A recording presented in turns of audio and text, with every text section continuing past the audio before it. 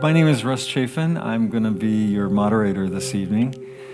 And I'd like to welcome you to Unity of Santa Barbara. And on behalf of Unity of Santa Barbara, we are an inclusive spiritual community. And it's been our honor to do these series of discussions on prejudice this past year.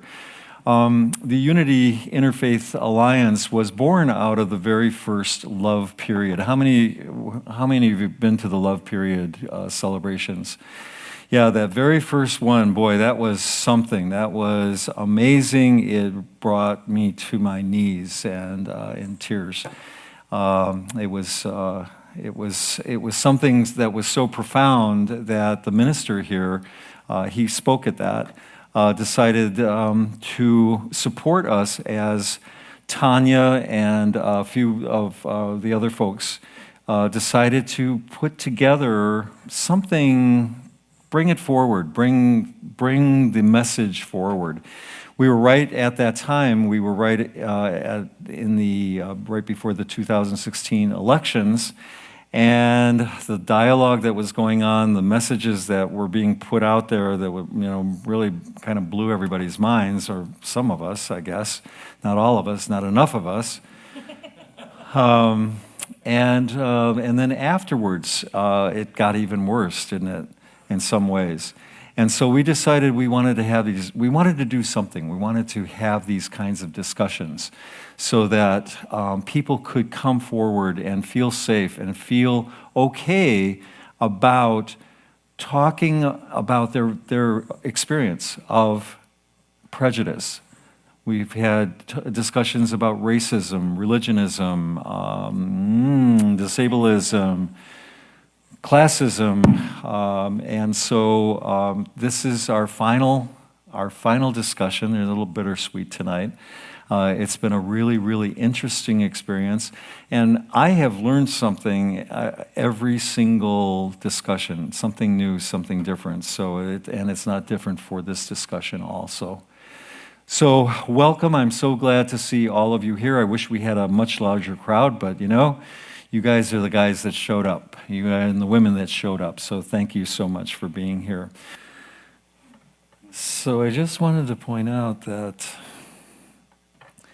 we live in California, in a state where sexual orientation is a protected status. But that is not true for all over the country. And I actually didn't realize, I thought that was a federal law, but the federal law does not include sexual orientation. And so these other states, those Kansas people that were discriminating against the gay couple that were getting married, and they didn't want to sell them a wedding cake.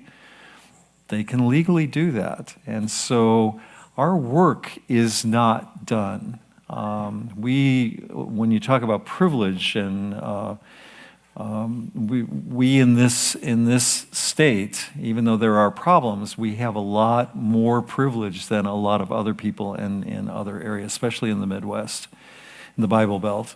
So I thought that was an important thing to recall and know about. And think about what is it that we're going to do next? What is it that needs to be done? And so I'd like to call our panelists back up and kind of turn it over to you guys with questions and comments or anything that you'd like to ask of these panelists or anything that you would like to share of your own experience. We'd like people to keep their comments to about 2 minutes so we don't run out of time. Ready, set, go.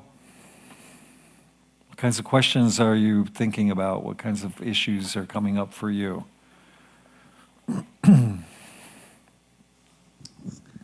Hi. Yeah. Thanks for sharing who you are and these stories. I'm clear that telling your stories is one of the most powerful things that people can do, and lots of times people don't want to hear your stories, and I find that you've got to get people's permission sometimes. And I'm wondering what let me refocus that. A lot of and my own struggles have been an internalized one, which I really been happy to hear that. So with that internalization, that kind of, I guess, lack of self-love, but also there's a certain evolution that we grow. And I'm wondering, for your own experience, how is that recognizing that internalized maybe self-hate or not enough love or that struggle, how has that changed when the people around you, when you realize that you are okay, that you are powerful, that you are love? I know it's kind of an aspect of self-love. How does that seemingly maybe confidence reflects your outward world? Does that change lives other than having discussions? I'm just saying who you are as an action, and your action is actually comes from a self-love first. Somebody want to respond to that?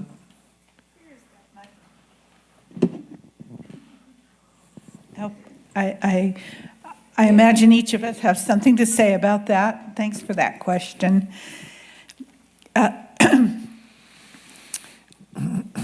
I believe strongly that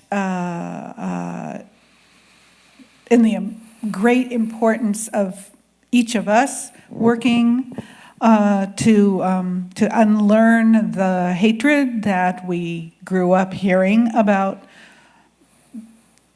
different aspects of our identity, whether it's being a woman or being Jewish or being trans, lesbian, gay, etc. And that in addition to us working on ourselves, which takes place at the personal level, individual level, that even more, and that loads of work has to be done at the structural level, the systemic levels, and that's where school and study and activism and legislation. Legislation to me is not a change, a big change in what people think about themselves or think about others. So for me, there needs very much to be a both and. And so, for example, when we talked about assertiveness training, I had to smile because in the 70s and 80s, especially, and when women were told you need to be more assertive, and we'll provide, we, other women, and sometimes men, will provide assertiveness training for you. That was great. I mean, it was real important that I learned how to speak up and stand up for myself, and I have great sentences, that I can pull out of that file folder in my head for all sorts of different situations where I know what I'm going to say in advance most of the time, and that's a huge help, by the way. I recommend that everybody practice with other people about the sorts of things you might want to say when somebody is hurtful or harmful or offensive or whatever to you. And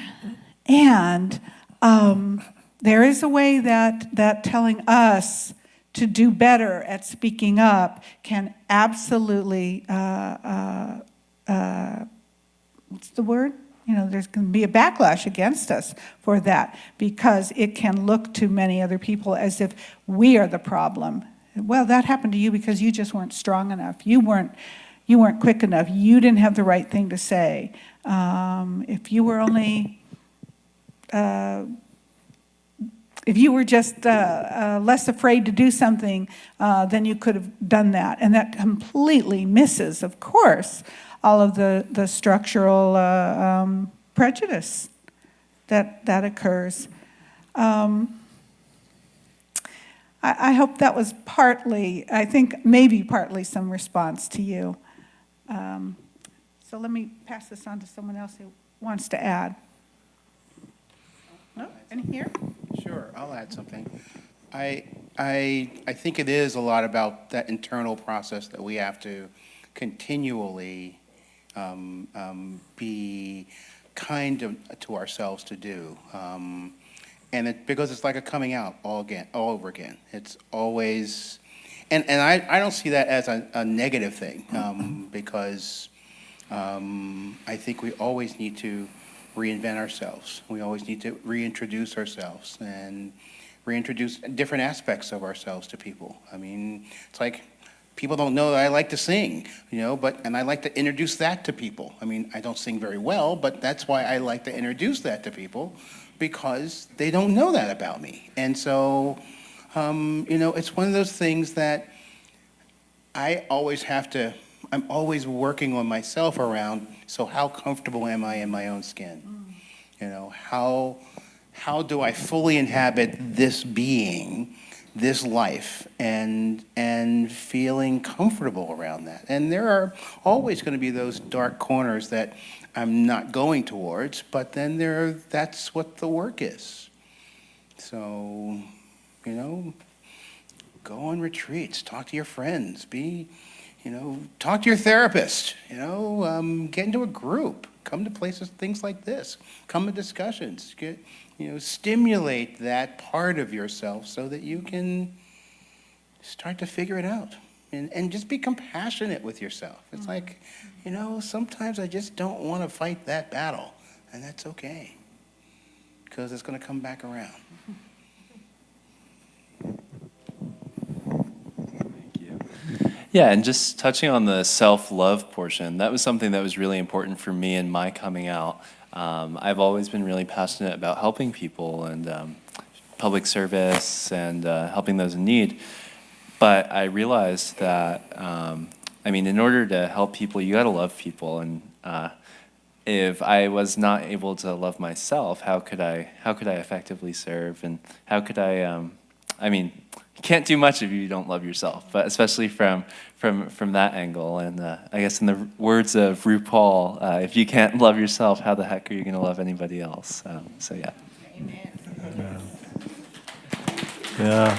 And I would just like to tag on to what you guys are saying. It's really difficult to go through a lifetime, however, growing up, those developmental years, knowing on some level that you're different, knowing that something's not right, something's not fitting, you don't have words for it, you don't have language, you don't have a context. And growing up feeling off, not part of the mainstream, really has a negative effect on self-esteem and your ability to love yourself and really embrace yourself. And so there is a process of having to work that through. You just gotta do the work. I work in mental health, and people are always wanting to avoid.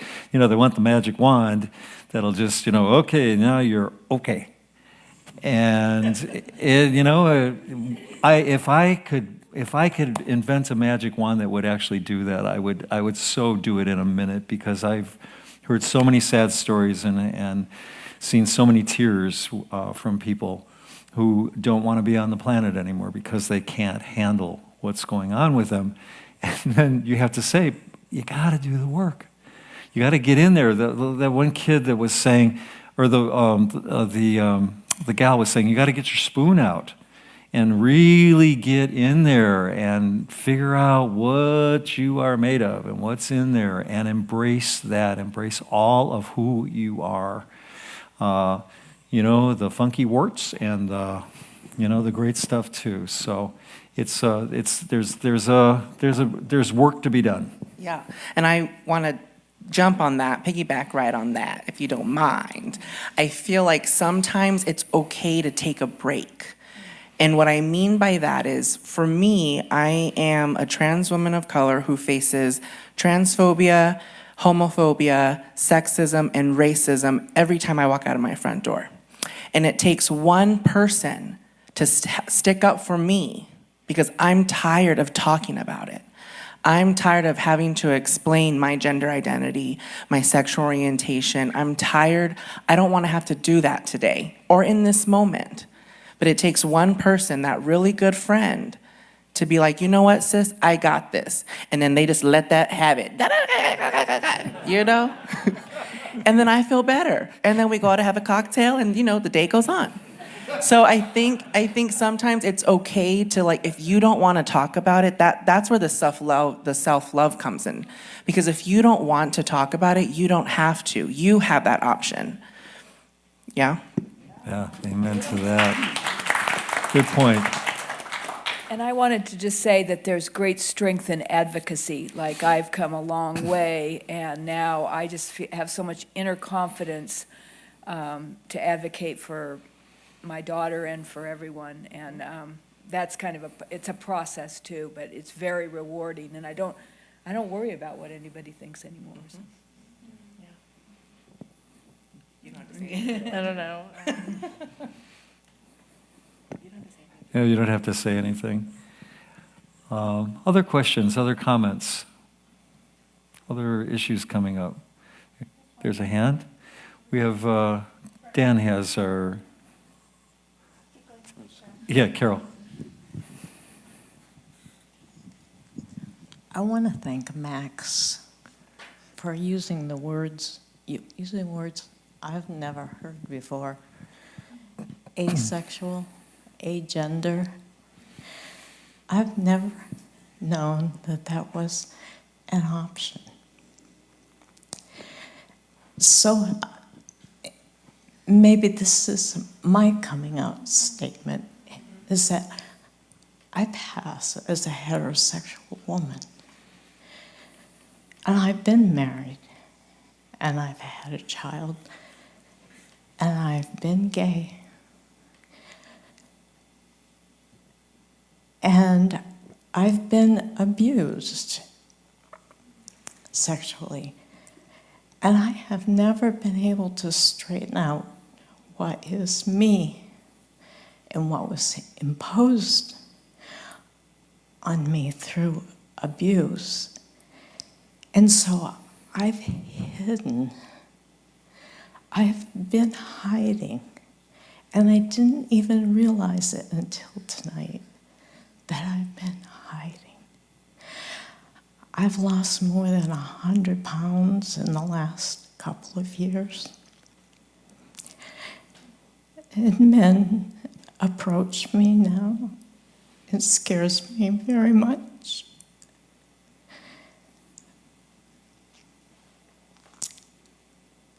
But I don't want to gain weight or be hidden inside that fat that I thought made me invisible and safe. It didn't do that. But I never realized that just not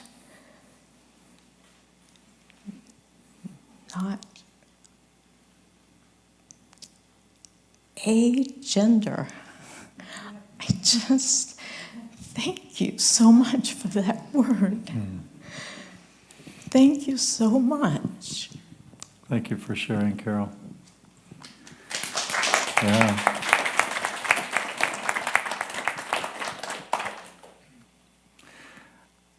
I think that, again, we're looking at, you know, a spectrum. We're looking at a fluidity of sexuality, gender identification, and sexual preference, and it's a spectrum. It's not just this box and this box and this box and this box that we try to force ourselves into. It's all the boxes, and you don't even need to be in a box. You can be in lots of boxes all at the same time. You can be in a circle. You can be, oh, I like it. She said, you can be in a circle. Yeah. Other comments?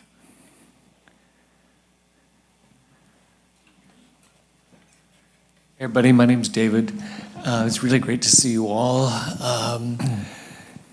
I'm sitting here thinking, God, we've got a problem. We've got a problem about the future. We've got a problem about the gay community. I was born in Toronto.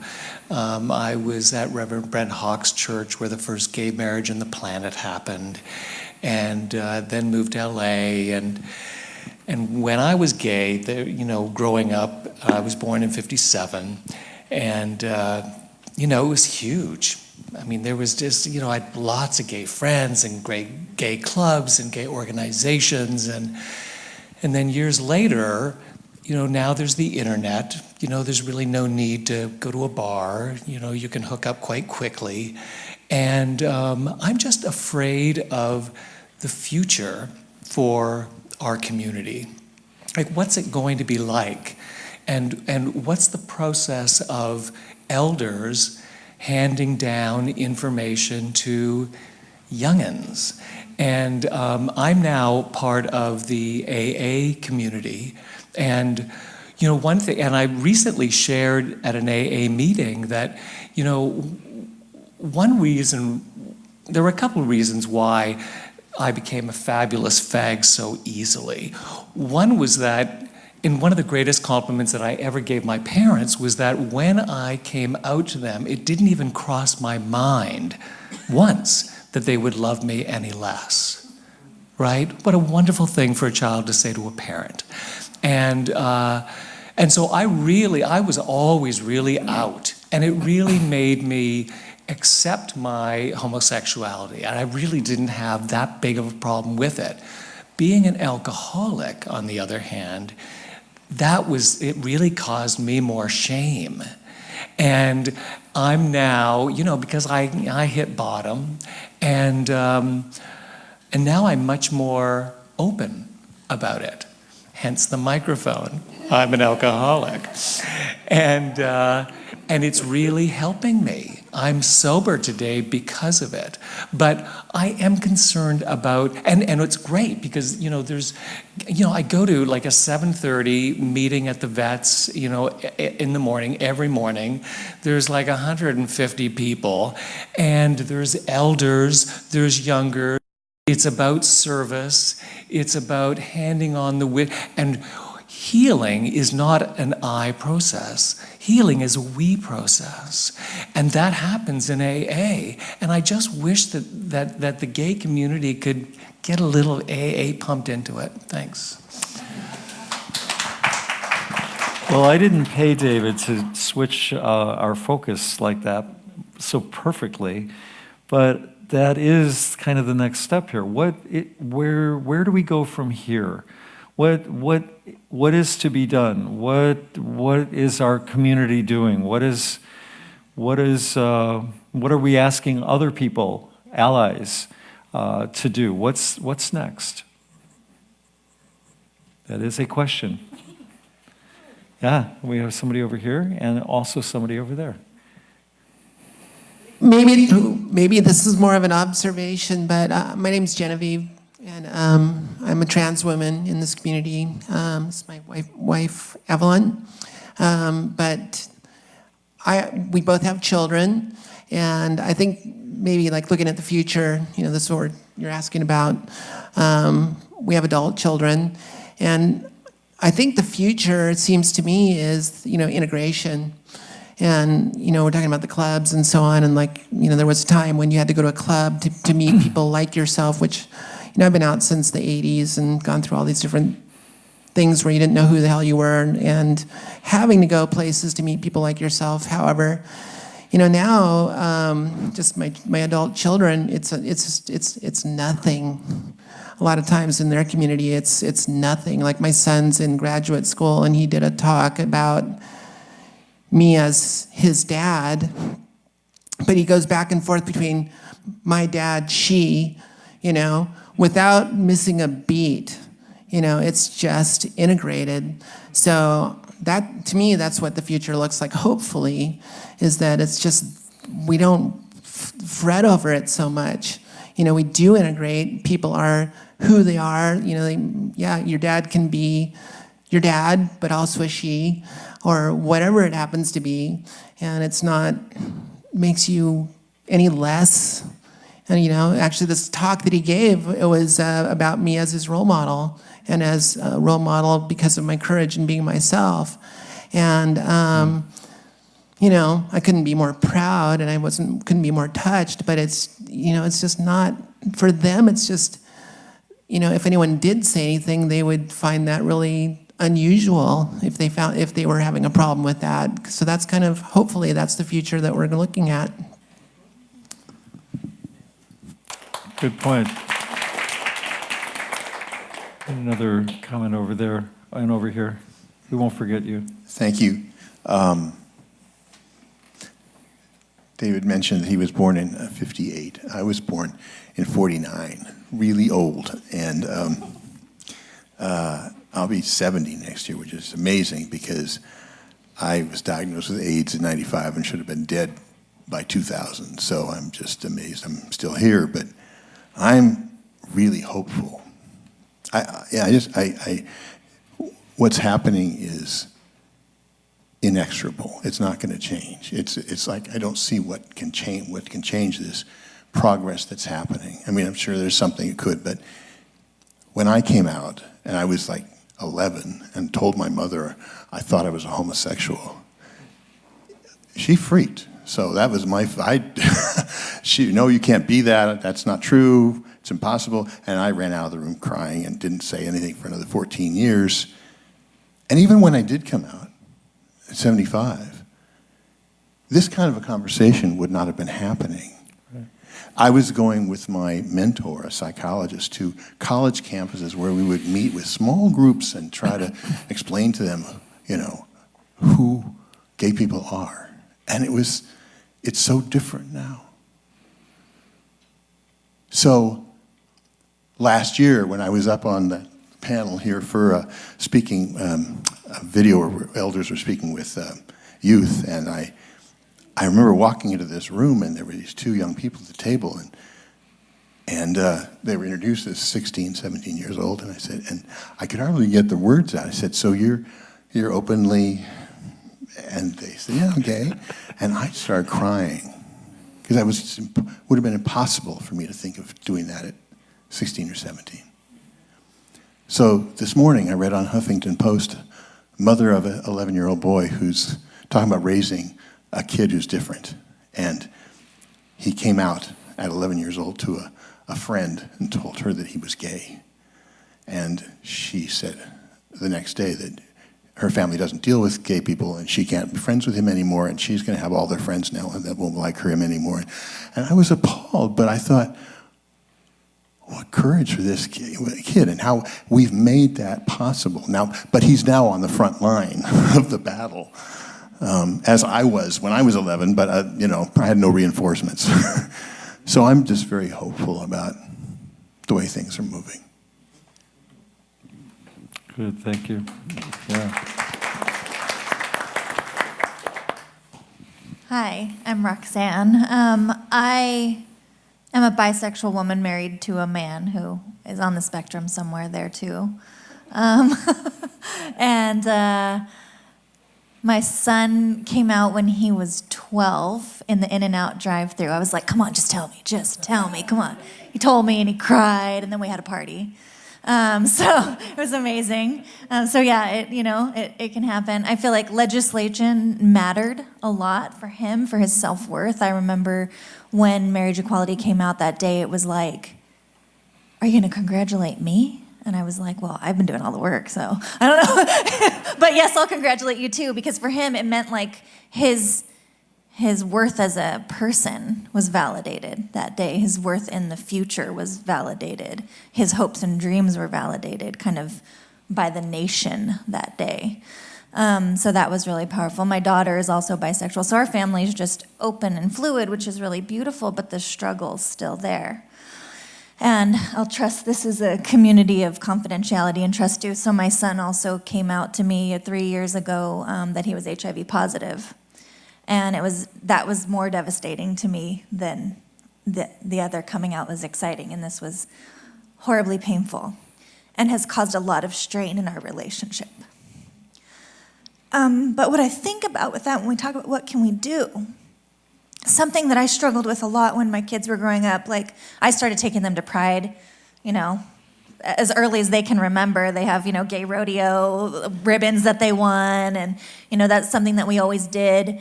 As they started to get older into their, you know, early teen years, preteen years, and then teenage years, something I felt really missing, and Deja, I love you, and we, you know, worked with you a little bit here and there, but I feel like for youth programming in our community, around Pride, around other times, you know, my son would always go like, I don't want to go to therapy group. I don't need therapy group. Like, got a loving family, we're good, you know, and therapy for other stuff, but I want fun group.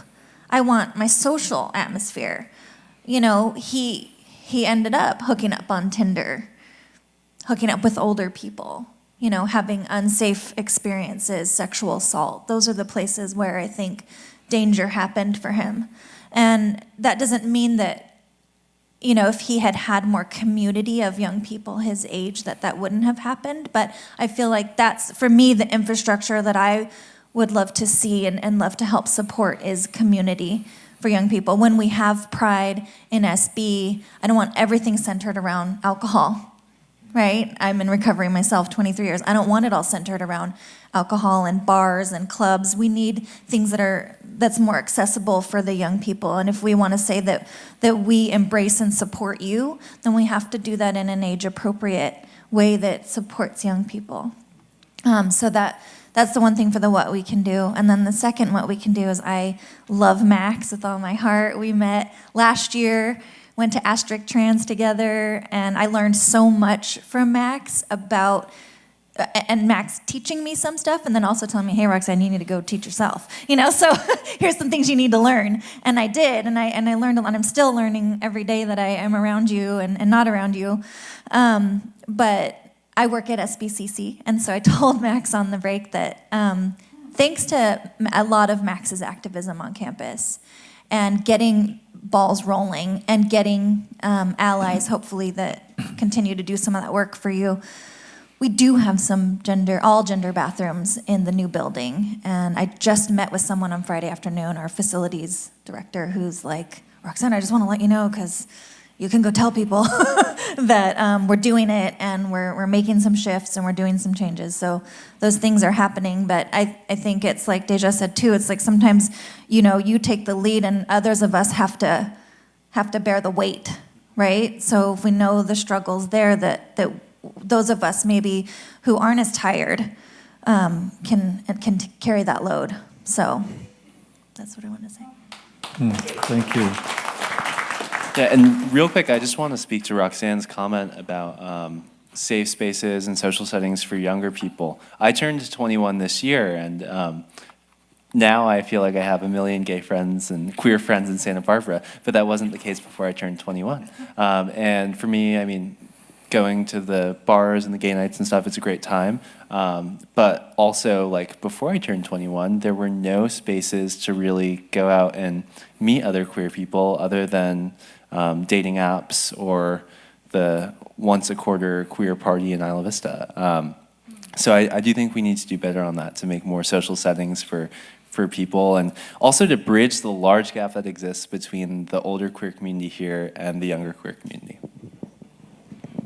Yeah, and I will definitely second that. And I think that, kind of speaking to what you were pointing at, David, you know, the internet has been a wonderful thing, but it's also created a situation where it has isolated us in some ways, and we've kind of forgotten how to connect in meaningful ways. And I think that you're right on track there in terms of having more activities, things that are happening that people can come together and connect with each other and make new friends and make those connections that are important. So you know, have more than one party per quarter. You know, I mean, it's especially in Isla Vista, God, it's party every night. Whether it's a party, whether it's going to the beach with each other, just a place for people to meet. Exactly. Doing things like that. Go ahead, Max. I'm 19, and I can definitely say, like, I've kind of been friends with the same group of, like, gay and trans people since I was, like, 16 and like haven't really been able to meet a lot of other people, like because of the same thing that you're saying.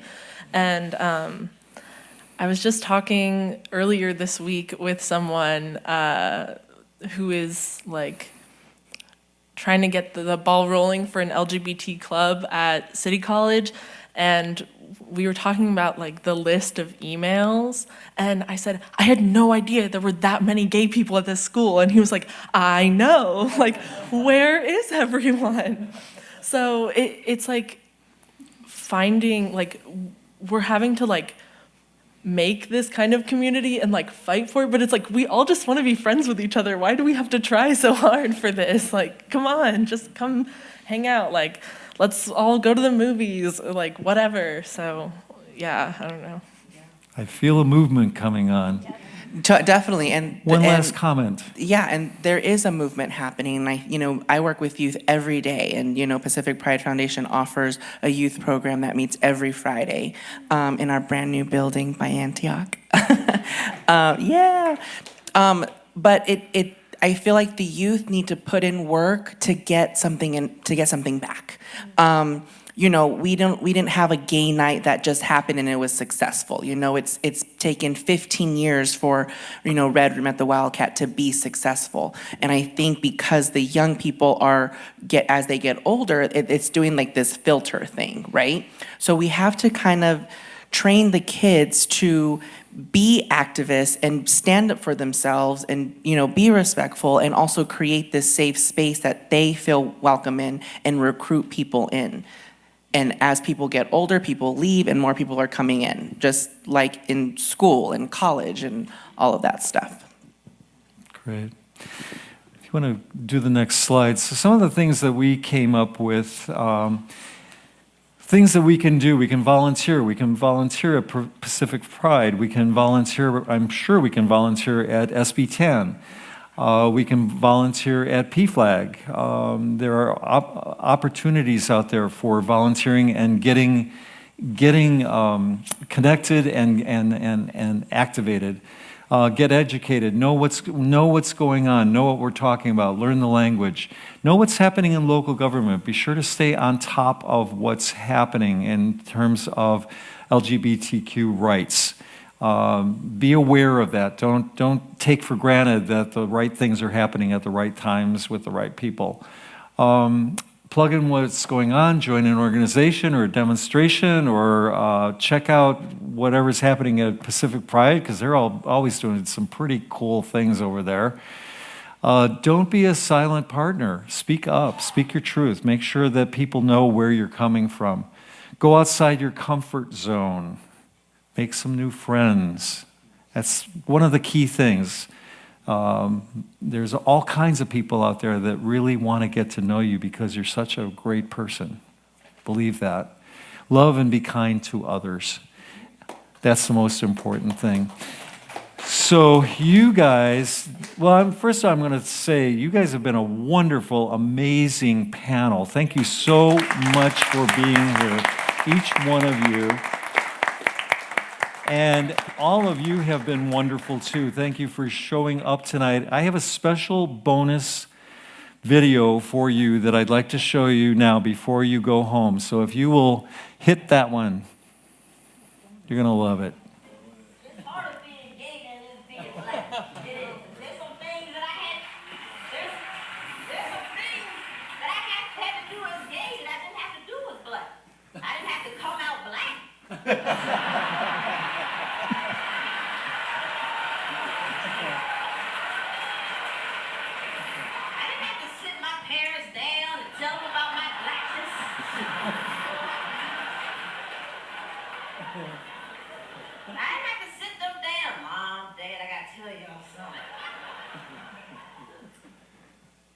Still love me. I'm just gonna say it. Mom, Dad, I'm black. Wait, what did she just say? Oh Lord Jesus, she didn't say black, no. Did she say black? Mom, I'm black. Oh no, Lord Jesus. Oh, that's Lord. Anything but black Jesus. Give a Anything but black, Lord. Mom, yeah, I'm black. That's just how it is. No, you know what? You've been hanging around black people. You've been hanging around black people, and they got you thinking you black. They twisted your mind. Like, no, Mom, I'm black. That's just how it is. I'm like, what did I do? What did I do? I knew I shouldn't have let you watch Soul Train. Was it so?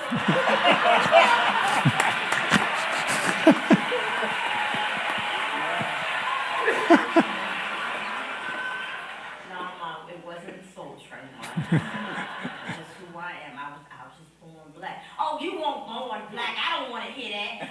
You weren't born black. The Bible says Adam and Eve, not Adam and Mary J. Blige. And that's it. Good night, everyone.